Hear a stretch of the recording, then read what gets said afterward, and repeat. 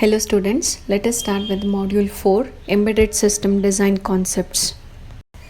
No matter whether it is an embedded or non-embedded system, there will be a set of characteristics describing any system. The non-functional aspects that need to be addressed in embedded system design are commonly referred as quality attributes. Whenever you design an embedded system, the design should take into consideration of both the functional and non-functional aspects. So here in this chapter, we are going to discuss about an overview of the characteristics and quality attributes of an embedded systems.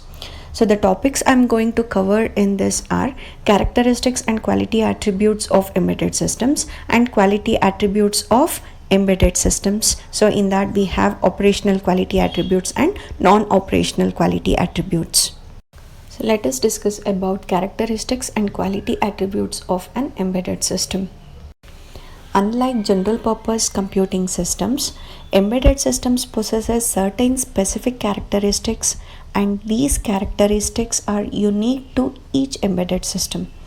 Some of the important characteristics of an embedded system are application and domain specific, reactive and real time, operates in harsh environments, distributed, small size and weight, and power concerns.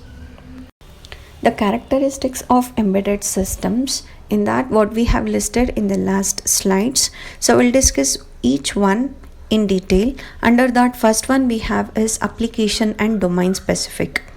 So if you closely observe any embedded systems, it has its own certain functions to perform.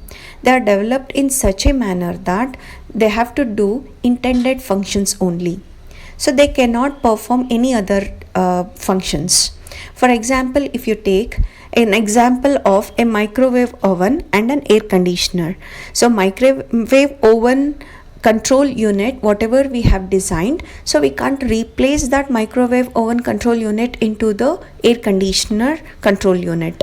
So microwave oven control unit is specifically designed to do its own function, and air conditioner control unit is mainly designed to do its specific functions or specific tasks.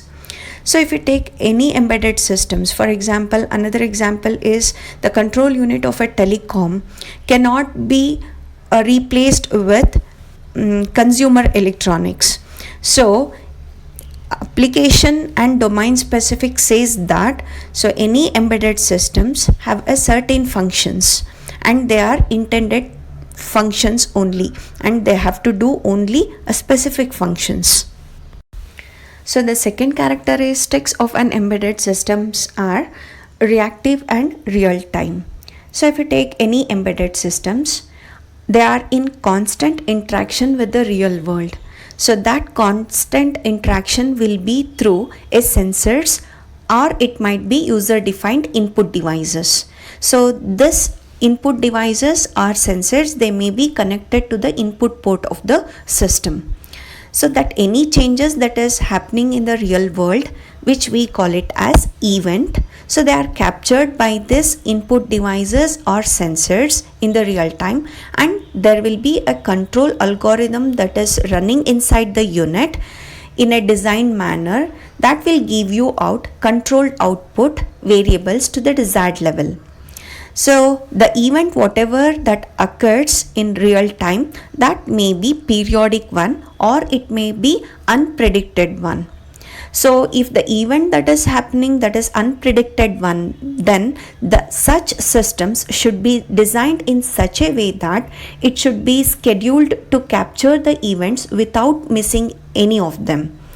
Embedded systems produce changes in output in response to the changes whatever that takes place at the input. So they are generally referred to as reactive systems. So if you take any real-time system operation, so means it should be a timing behavior of a system should be deterministic. So that means any system should respond to the request or the task in a given amount of time or known amount of time. So any real-time system should not miss any deadlines for the task or any operations.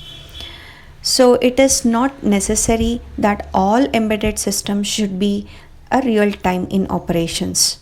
So for example, for real time systems like flight control systems, anti-lock brake systems, etc.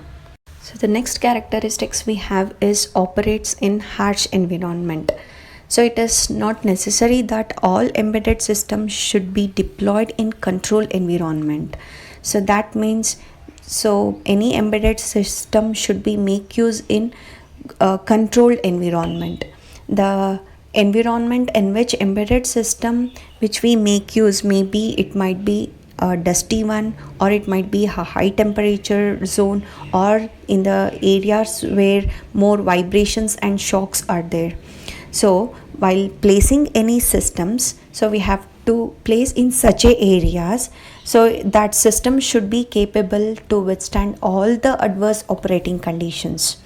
The design should take care of operating conditions of the area where the system is going to implement.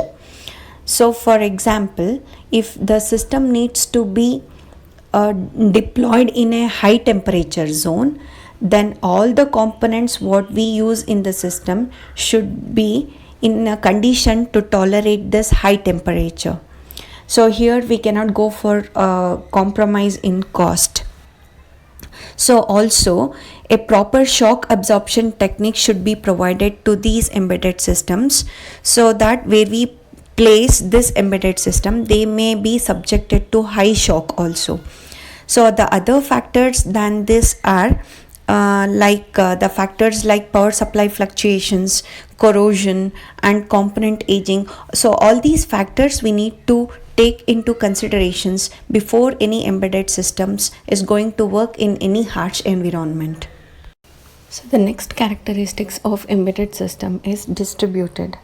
The term distributed means it is a part of a large complete embedded system. So if you have one complete embedded system, so there will be many sub parts, so all together make one complete embedded system. So that is called as distributed. So many number of these distributed embedded system form a single embedded large control unit. So an example I can give you is an automatic vending machine. So in this vending machine, it requires a card reader, a vending unit, etc.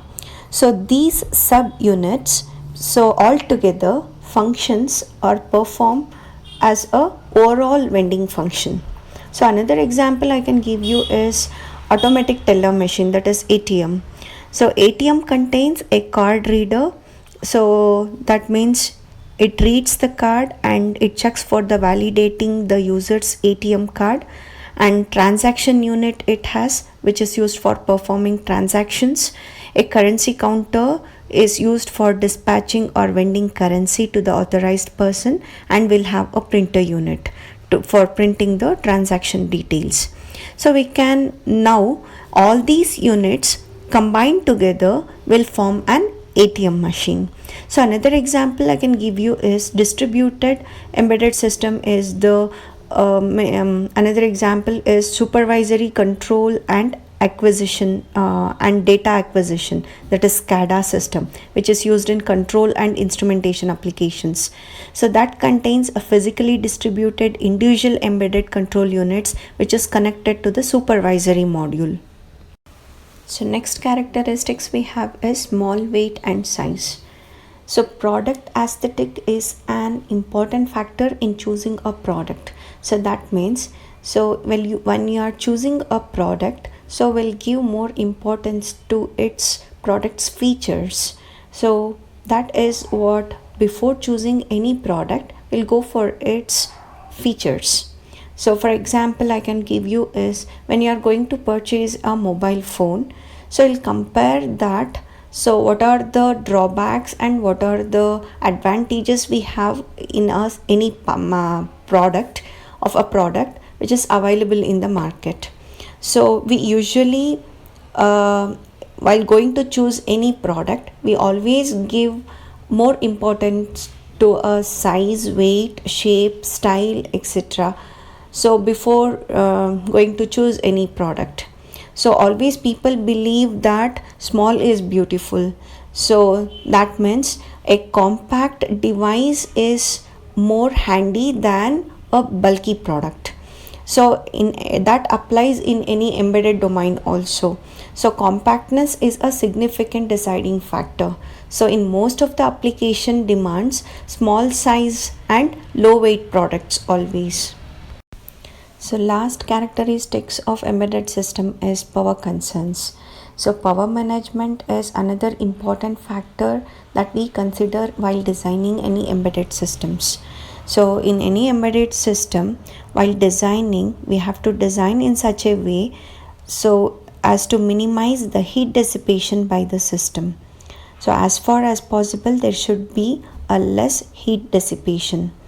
The product of high amount of heat demands, so more it requires cooling.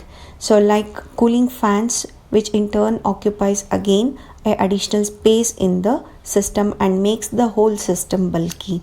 So nowadays ultra low power components are available in the market. Select the design according to the low power components like low dropout regulators and controllers or processors with power saving modes. So also power management is a critical constraint in a battery operated applications. The more the power consumption, the less will be the battery life. So next we'll learn about quality attributes of embedded systems. The non-functional aspects that need to be addressed in any embedded system design are commonly referred as quality attributes.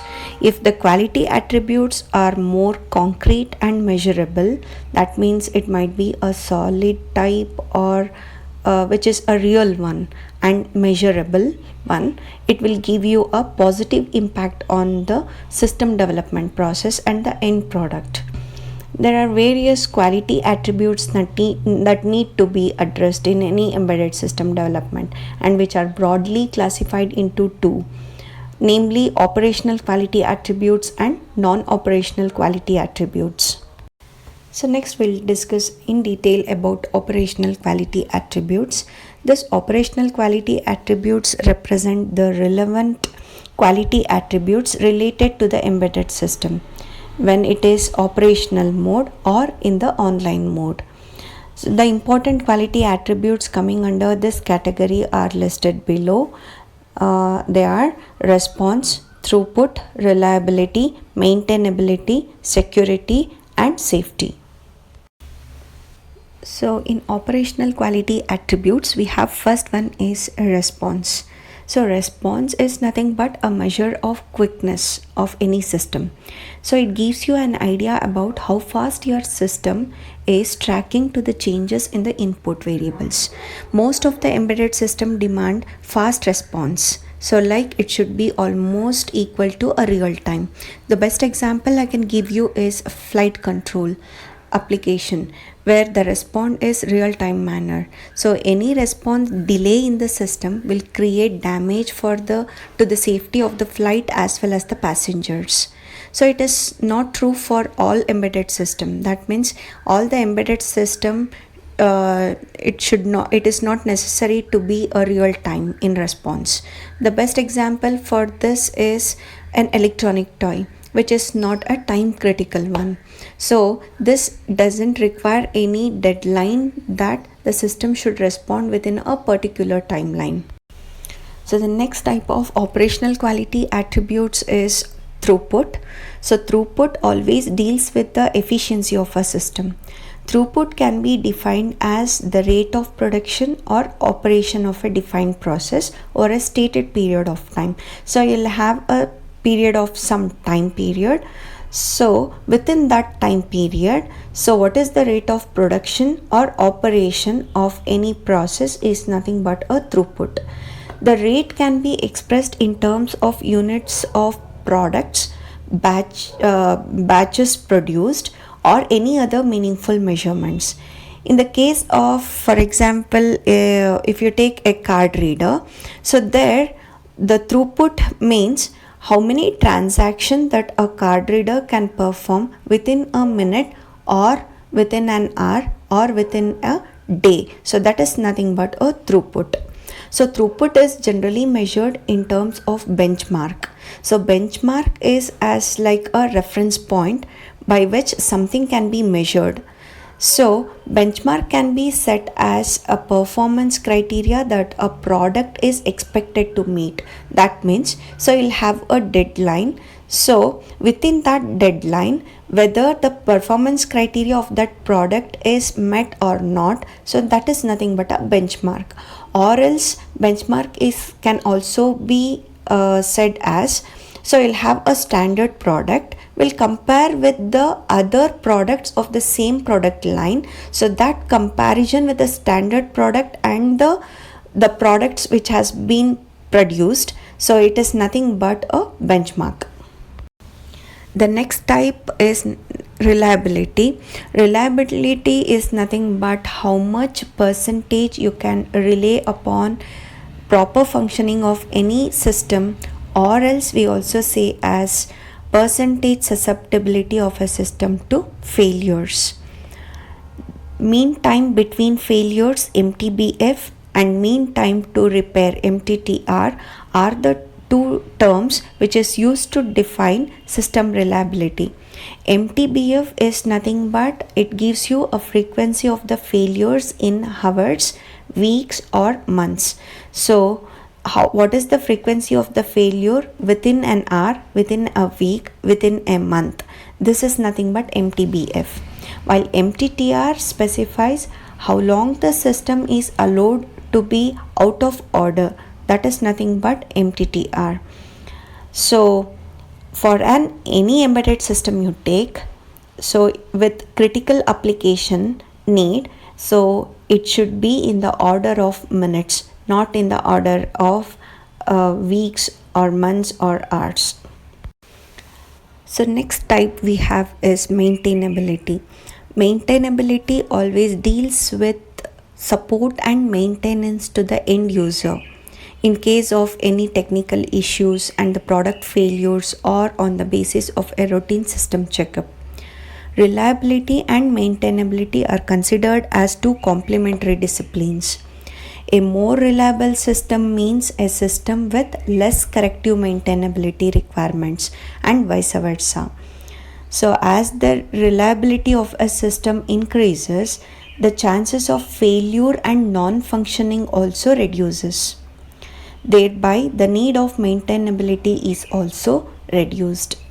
Maintainability is closely related to the system availability. Maintainability can be broadly classified into two categories, namely scheduled or periodic maintenance, or else preventive maintenance, and maintenance to unexpected failures, or else corrective maintenance. Some embedded products may use consumable components or may contain components which are subjected to wear and tear, and they should be replaced on a periodic basis. The period may be based on total hours of a system usage or total output of the system delivered. So if we take an example of a printer for illustrating the two types of maintainability, so the best example is if you take a inkjet printer which uses ink cartridges, so which are consumable components as per the printer manufacturer, and the end user should replace the cartridge after each n number of printouts to get quality prints.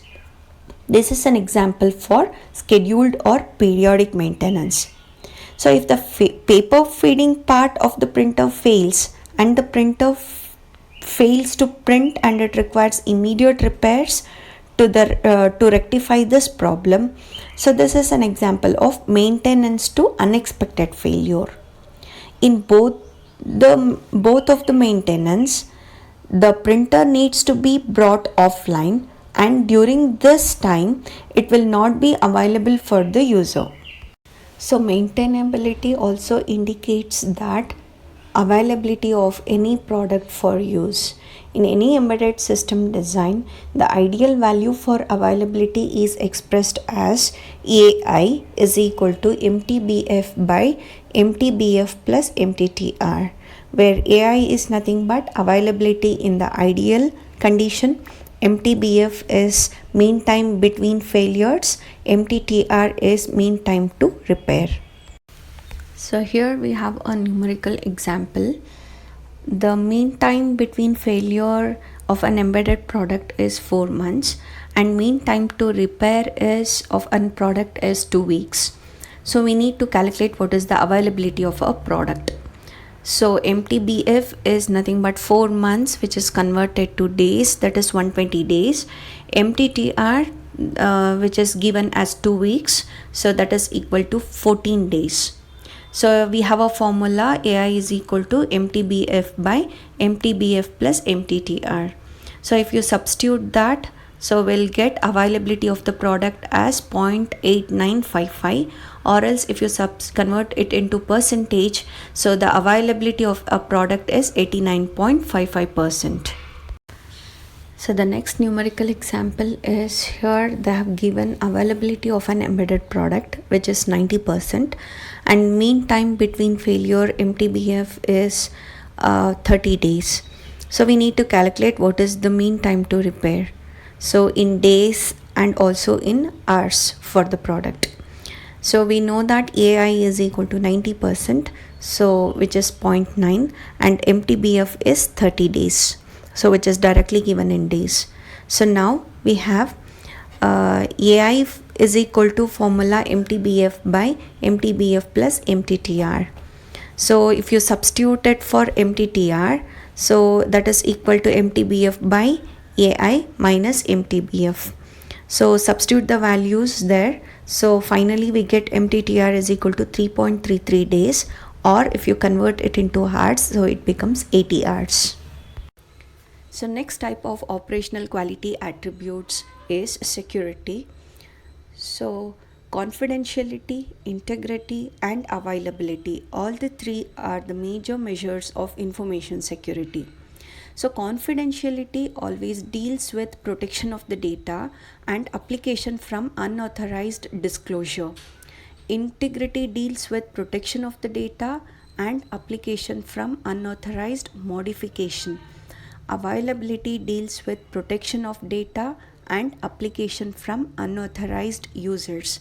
Here we can observe that all the three are dealing with same protection of the data, but they differ in application. So a very good example I'll give you, you'll understand more clearly. So take an example, a security aspect. If you take an example of personal digital assistant, that is PDA. So either this PDA can be a shared resource or an individual one. So let us take an example of this PDA which is used in lab setups. So if the shared one, the PDA, if it is a shared one, there should be some mechanism that we should have a username and a password to access into particular person's profile. So in order to access any person's profile, so we may require a username and password. So this is an example of availability. So if I have to give an example for confidentiality means, so all the data and application that is present in PDA need not to be accessed by all the users. Only administrators can access the data. That means, so we need to have some security so that users should not use the data, only administrators should use the data. So that is an example for confidentiality. So next coming example for integrity. So some PDAs may be visible to all the users, but they not be given permission to access or change the data. So or else they may access the data but they can't change the data. So it's similar to read only access. So that is what example for integrity. So lastly we have safety. So, safety and security are the two confusing terms. Sometimes you may feel that both of them as a single attribute, but they represent two unique aspects in quality attributes. So, while safety always deals with some damages that occur or any breakdown occurs in an embedded system. So, this breakdown may occur due to emission of radioactive or some hazardous materials from the embedded products. Because of this, there might be a damage that happened to the operators, or the damage may cause to the public, or it may cause to the environment also. So why does this breakdown occurs is in embedded system because of some hardware failure or due to some firmware failure. So safety analysis is a must for any product engineering. So in embedded systems, in order to overcome this, they have to take lot of safety measures so that any embedded system should, as far as possible, should have less damage. So some, even though they take all the safety methods, so there might be a sudden threat may happen to any embedded system, like sudden product may break down. So that is not there in our hand. So some breakdown may occur suddenly. That is what that kind of safeties we have to take. And also there might be some damages that may occur gradually, like hazardous emission from the product. So we need to take care of all types of safeties, whether the embedded systems get damaged suddenly or any damage that may occur gradually, whatever it is. So for all these things we have to take care and give a safety measures. In quality attributes of embedded system, we have discussed operational quality attributes. So now we'll discuss non-operational quality attributes. The quality attributes that need to be addressed for the product, not on the basis of operational aspects, are grouped under this category. The important quality attributes coming under this category are testability and debugability, evolvability, portability, time to prototype and market. Last one we have per unit and total cost. So first type of non-operational quality attributes we have is testability and debugability. So both words are more familiar to us, as the name itself says, testing and debugging. So testability always deals with how easily one can test his design, application, and by which means he can test.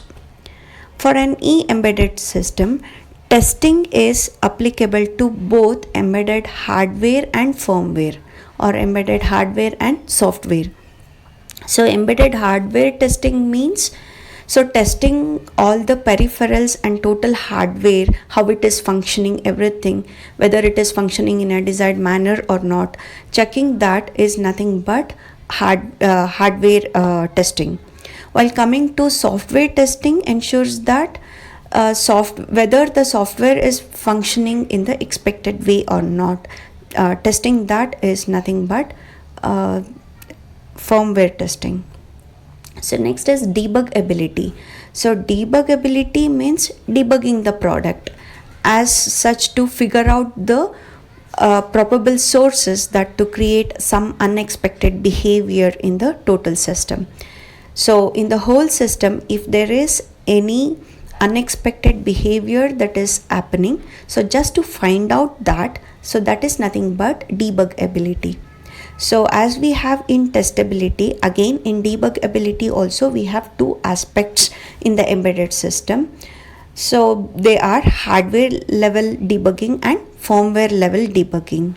Hardware level debugging is used for just to figure out, so if any issues that is created or any problem that has been created due to hardware, so just to figure out that is hardware debugging. While coming to software debugging, just to figure out any problem that has occurred due to in the firmware. So that is nothing but a software debugging. Next type we have evolvability. Evolvability, the name itself says that something is evolving. The same as we relate to biology. Evolvability is nothing but it is referred as non-heritable variation. So in embedded system, evolvability means embedded product is already present, so including firmware or hardware. Using that product, we can modify that and make some changes to evolve a new firmware or hardware. So that is nothing but evolvability. Next we have portability. Portability is nothing but a measure of system independence. What do you mean by this? You have an embedded product.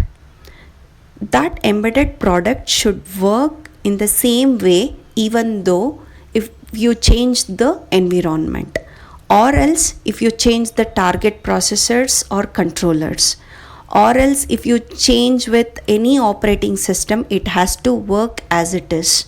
Then we say that that embedded product is a portable one. You take any standard embedded product, that should be always a flexible one and it should be a portable one. Take an example. You are working with some embedded product, like a software which is written in one target processor. Now the same software you are going to run using a different target processor. So if it works on both the target processors, then we say that that embedded product is having a portability. The other example for portability I can give you in firmware is, think that you have two processors. In one processor, you have written a high level language using C, and the other processor what you have written program in assembly level language. The whatever you have written using high level language using C is very easy for you to port to any other processor. If you have porting the same program, that means you are using the same program to some other processor, so you can run the same program in the other processor also just by using some specific functions of that processor. Only that changes you have to make, and you need to compile the program so that you will get a new machine code. That's all. But is this portability is easier in the processor what you have written in assembly level language?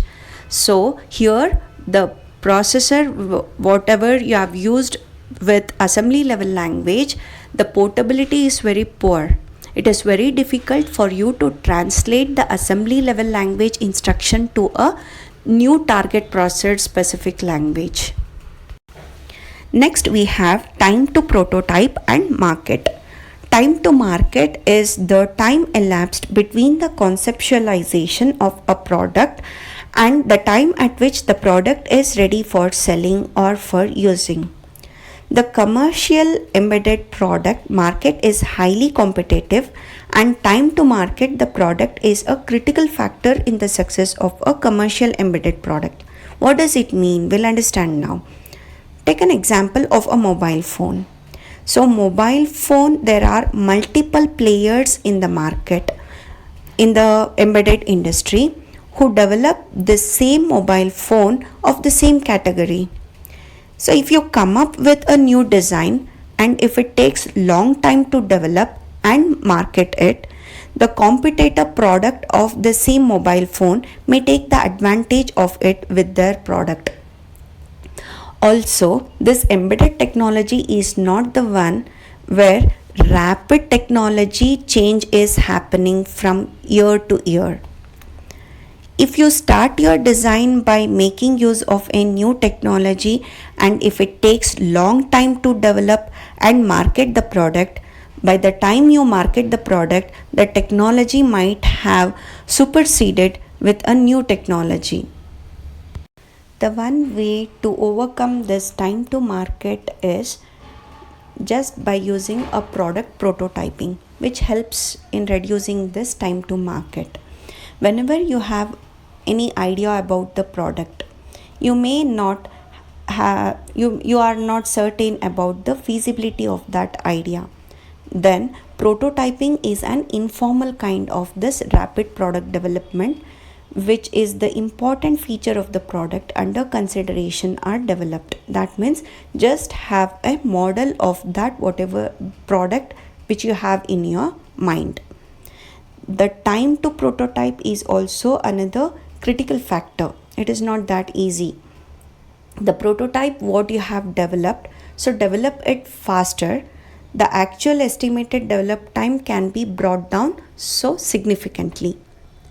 In order to shorten this time of this prototype, make use of all the possible options like use off the shelf components, reusable assets, etc. So lastly, we have per unit cost and revenue. What does it mean is, you have a ready product already designed and it is about to release to the market. So how will you decide what is the cost of that product you're going to release to the market is what per unit cost. This cost is a factor which is closely monitored by both end user and product manufacturer. End user means the one who buy the product, and product manufacturer means the one who build the product. Cost is a highly sensitive factor for commercial products. Any failure to position the cost of the commercial product at a nominal rate may lead to the failure of the product in the market. So that means when you are going to decide what is the cost of the product, so that may lead to, if you keep the cost of any product with a higher price or with a low price, that may cause a failure to the position of your product in the market. Proper market study and cost benefit analysis should be carried out before taking a decision on the per unit cost of the embedded product. From a designer or product development company perspective, the ultimate aim of the product is to generate marginal benefit. So, the budget and total system cost should be properly balanced to provide a marginal profit. The product life cycle of every embedded product has different phases. That means you have a ready product. So what are the different phases that you are coming across? That is called as product life cycle. So we have 5 different phases that we come across if you are going to release any product to the market.